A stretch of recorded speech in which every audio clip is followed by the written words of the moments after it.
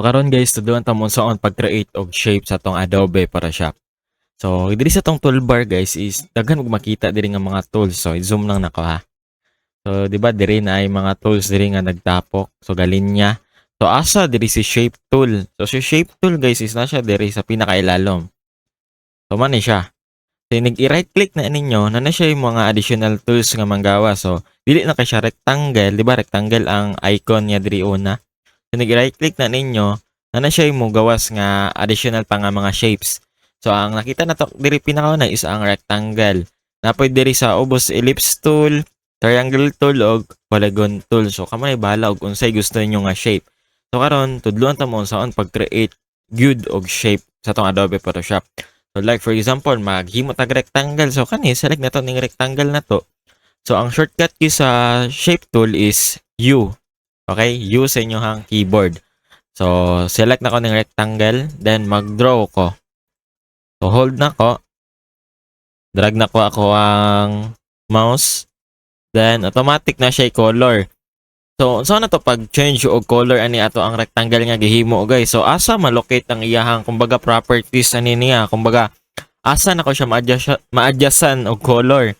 So para makabalo mo guys asa dapita ang iyang properties na diri sa babaw guys. So manay ginatawag nga option bar. Kita ninyo? Kita ninyo option bar guys. Manay siya ginatawag nga option bar. Manay siya diri. So diri di ba while nagka-select mo sa inyong shape nga gihimo, so automatic na siya properties diri manggawa. So for example, dili na ko ni siya ma-select, tanawa unsay mahitabo. Di ba? Nawala ang iyahang option diri sa taas sa kini. So para mo gawas og balik, make sure nga naka-select mo og shape tool gihapon. Then while naka-select pod mo ani nga shape para mo display to iyahang option diri sa taas. So diri na may makita diri fill. So, ang kaning fill, zoom in lang na guys ha. So, diri yung fill is nakaset og orange. So, diri na to siya pwede ma-ilisan og color guys. So, click na to ning fill. Then, kaning murag rainbow diri nga icon. So, click na to na. Then, amo na bahala dara. Og gusto mo custom color. So, gusto po mo ka ng nanay mga preset daan na po diri.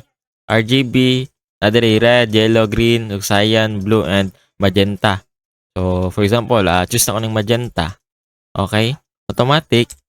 Mo ni siya ang na-apply diri nga color, guys. Okay, gets ninyo? Sinala lang siya pag himo sa ato ang guys, atong Adobe Photoshop. So, kung gusto mo og kanang ellipse, so select na ninyong ellipse. So, nato lang jud. Then og di ba mag-create mo og shape, di ba? Dili siya pantay usahay. I-drag na ko ha, di ba? Dili siya perfect nga round jud. Kay tungod wala naka-relative ang iyong pag-create. Pasabot, pag scale nimo, wala nagkadimango ba, wala nagkatupong-tupong. So para magkatupong-tupong na siya, so usab select na to ang gusto nato nga shape nga nga shape round ba. So select ta, drag na to. Then while nag-drag mo, hold niyo ang alt, then shift. Alt and shift isabay. Okay, so nana lang kadali maghimo og round guys. Gusto niyo nga perfect. So pwede na ninyo ma-apply sa rectangle, sa star, polygon, kamo na bahala. So nana lang kadali guys.